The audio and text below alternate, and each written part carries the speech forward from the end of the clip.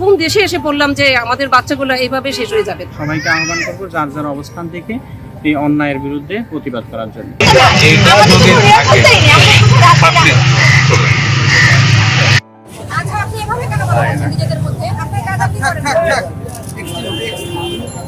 তিন সন্তানের মা হিসাবে আমি আসছি।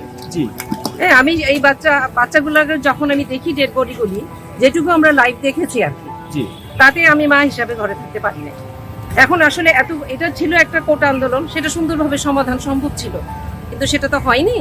এখন এই বাচ্চাগুলা কেন মারা গেল, কিভাবে মারা গেল, এবং সেইটা আমরা জানতে বুঝতে চাচ্ছি আর কি। অ্যাজ এ প্যারেন্টস আমাদের দায়িত্ব। হ্যাঁ, আমার 2টা সন্তান বাইরে থাকে, কিন্তু আমি ফিল করছি যে বসার ঘরে আমার একটা বাচ্চার লাশ, এটা তো আমি নিতে পারছি না।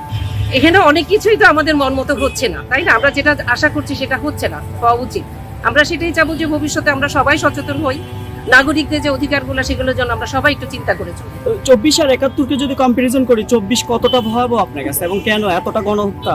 ওইখানে আমাদের স্বাধীনতা লড়াই ছিল, সেটা অন্যরকম মুক্তিযুদ্ধ। আমি অনেক ছোট তখন, খুবই ছোট, কিন্তু এখন যেটা দেখছি সেটা তো আমাদের স্বাধীন দেশে আমরা আশা করতে পারি না, তাই না? আমরা এটা মেনে নিতে অনেক কষ্ট।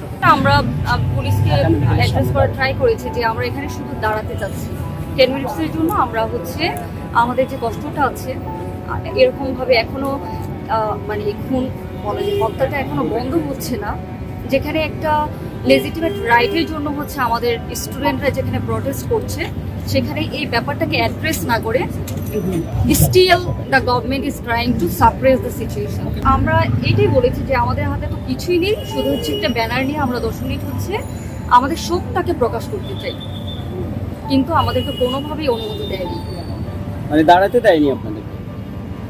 আসলে আমি কি বলবো, যেখানে আমাদের বাচ্চাদের কারো জীবন এখানে নিরাপদ না, সেখানে আচরণ নিয়ে আমার বলার মতো কিছুই খুঁজে পাচ্ছি না।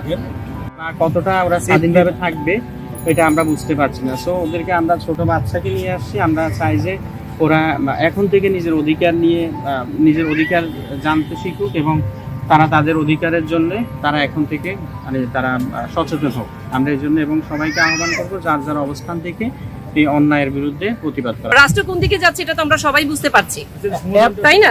সমাধান আমি মনে করি একসাথে বসা উচিত, 2 পক্ষেরই একসাথে বসা উচিত। সবসময় সমাধান, আমরা একটা পরিবার যখন কোনো সমস্যা দেখি আমরা কিন্তু একসাথে বসেই সেটা সমাধান চেষ্টা করি, এবং দেশের ক্ষেত্রে সেটাই হওয়া উচিত। আমি একজন নাগরিক হিসেবে মনে করি এটা তো আমি নিতেই পারছি না। আমরা তো বাসায় রীতিমতো অসুস্থ, রাতের পর রাত আমাদের ঘুম হচ্ছে না, আমরা নিজেরাই অসুস্থ হয়ে যাচ্ছি। নিজেদেরকে মনে হচ্ছে যে আমরা কোন দেশে এসে পড়লাম যে আমাদের বাচ্চাগুলো এইভাবে শেষ হয়ে যাবে, তাই না? একটা যৌক্তিক দাবি ছিল। আমি এসে তো দেখলাম যে আমাদের জন্মভূমি, আমরা যেখানে খুশি, আমরা আমার নাগরিক, আমরা তো যেখানে খুশি বসতেই পারি, তাই না? এই অধিকার আমাদের আছে যে আমরা দাঁড়াবো, আমরা তো এখানে অন্য কিছু করতে আসিনি, জাস্ট একটু মৌন আমাদের অবস্থান ছিল।